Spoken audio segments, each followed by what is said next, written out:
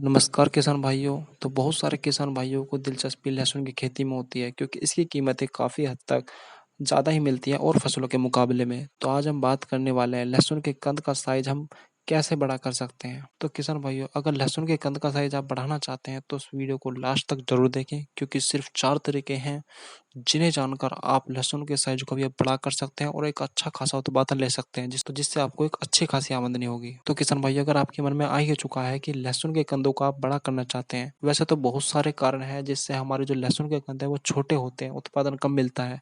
लेकिन कुछ मुख्य कारण है जो मैं आपको बताना चाहूंगा।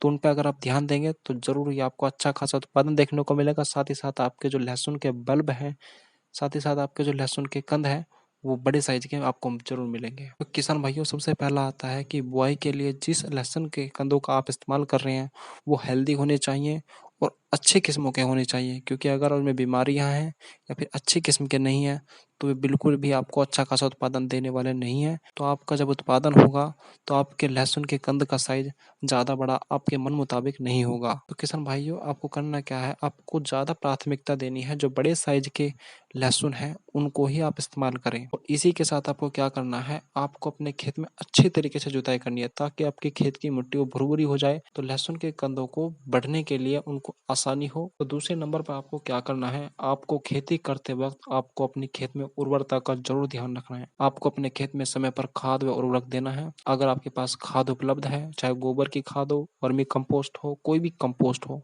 आपको अपने खेत में उसे जरूर डालना है। उससे आपकी अच्छी खासी उर्वरता बढ़ती है और लंबे समय तक आपके खेत में उर्वरता बनाए रखता है। उर्वरक की बात करें तो उर्वरक भी आपको सही समय पर उपलब्ध कराना बहुत जरूरी है ताकि आपके जो फसल है उसको सही पोषक तत्व सही समय पर मिले। किसान भाइयों, तीसरे नंबर पर आता है सिंचाई। लहसुन की खेती करते वक्त सिंचाई सबसे महत्वपूर्ण में से एक है। तो ध्यान रखें, आप अपने खेत में सही व उचित मात्रा में नमी बनाए रखें। और हाँ किसान भाइयों, जल निकास सबसे ज़्यादा महत्वपूर्ण है।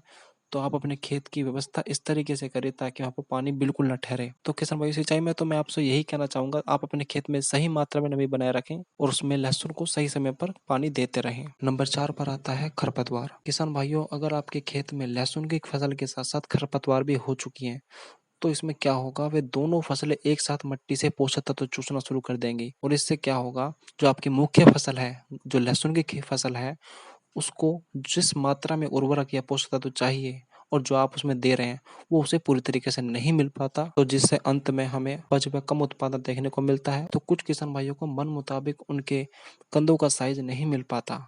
तो किसान भाइयों, सबसे महत्वपूर्ण ये भी है, तो आपको खरपतवार नियंत्रण के लिए कुछ दवाइयाँ आती हैं, उनका इस्तेमाल कर सकते हैं, या फिर सबसे अच्छा है कि आपको बुआई के वक्त ही उसमें मल्चिंग कर दें। मल्चिंग आती है, या आप प्लास्टिक का इस्तेमाल कर सकते हैं, या फिर आप जो प्राकृतिक चीज़ें हैं, घास फूस वगैरह, जो सूखी घासें हैं और बहुत सारी चीज़ें हैं, उनका इस्तेमाल करके आप मल्चिंग कर सकते हैं। मल्चिंग के बहुत सारे फायदे भी हैं। तो किसान भाइयों, इस वीडियो में मैं एक पांचवा तरीका भी जोड़ना चाहूँगा। तो पांचवा तरीका है, जो जैसे ही हमारी लहसुन की फसल बड़े होना शुरू होती है तो लहसुन की फसल के बीच में एक स्कैप आ जाता है। तो लहसुन की फसल में एक स्कैप होता है जो धीरे धीरे वो भी बड़ा होता है। तो किसान भाइयों, सबसे पहले आपको उसे हटा देना है, जिससे आपके कंधों में काफी हद तक बढ़ोतरी देखने को मिलेगी। अब आप ये सोच रहे होंगे ये स्केप क्या होता है, तो आपके फोन पर जो दिख रहा है आप इसे पहचान करके आप इसको हटा दें। धन्यवाद किसान भाइयों, आज की वीडियो में सिर्फ इतना ही।